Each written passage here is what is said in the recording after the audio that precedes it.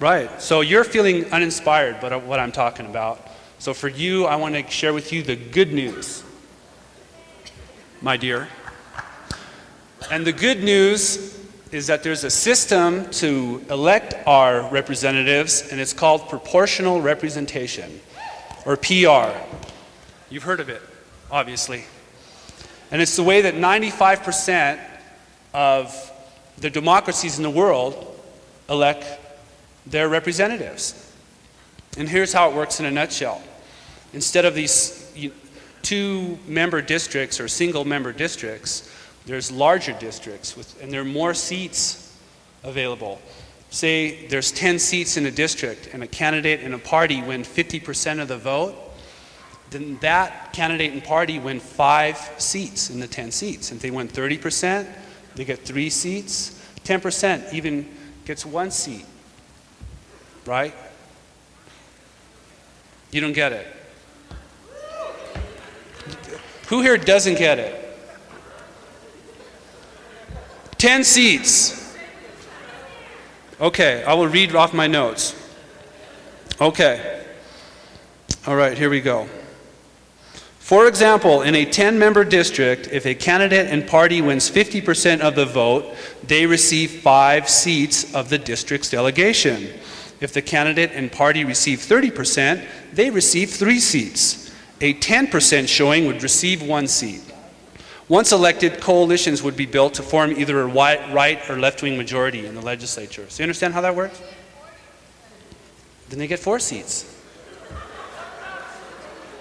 What about what? Then they get 10 seats. It's math. It's like a pie, and you know, have like the, or a pizza pie, right? That's how it works, okay? Anyway, there's a website called www.fairvote.com. Check it out. There's different forms of proportional representation. There's another form, and this is, see, that's a problem when you're trying to pitch PR. It's a little complicated. You know what I mean? So I should have brought a visual aid, like a chalkboard and like grease pencil, and flailed my arms out madly, right? And there's another system called instant runoff voting, or IRV. Now hang with me on this one.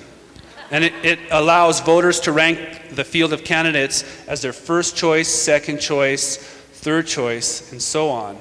And so if you have like 5 candidates, right?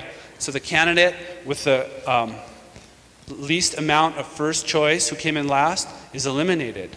But all the second choices that they got are applied to the whole field of other candidates, and things are like retabulated.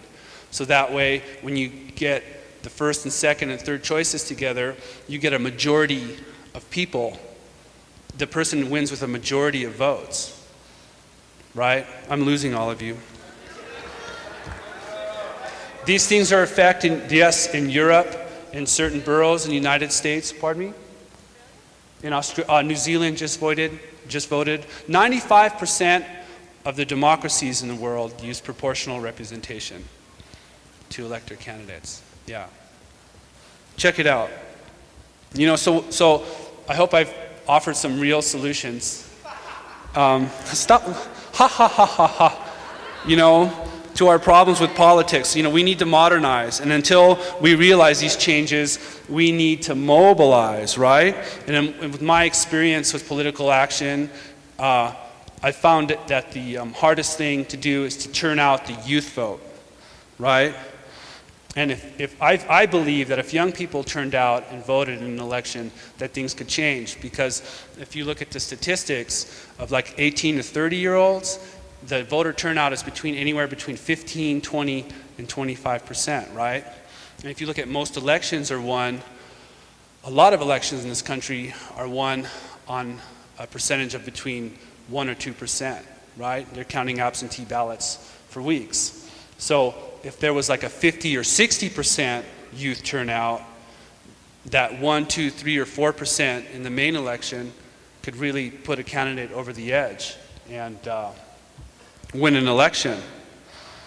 Both parties are looking for ways to broaden their constituencies, and youth could be fertile ground to mobilize, but conventional wisdom states that that's a tough nut to crack.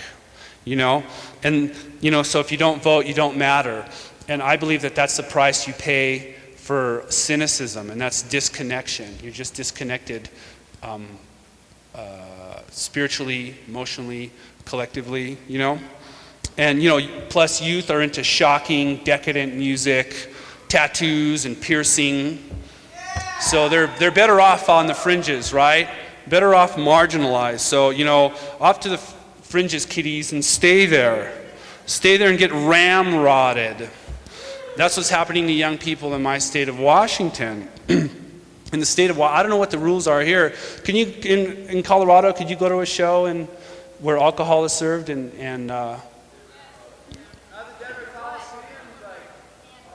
you can go. Oh, can you go to a small music performance and watch rock and roll music where alcohol is served? Okay. Yeah, it's segregated. Yeah, because you're stuck in the balcony because young people don't really matter, and politicians only care what voters think, and young people don't vote. So, you know, how's this issue global? I didn't say it was global. I'm trying to think globally, and act locally. Yeah, the global forum is here. Anyway,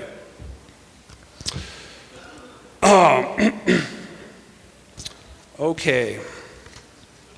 Well, I'd like to thank you all very much. And I hope I came forward with some ideas that could mean something to somebody here.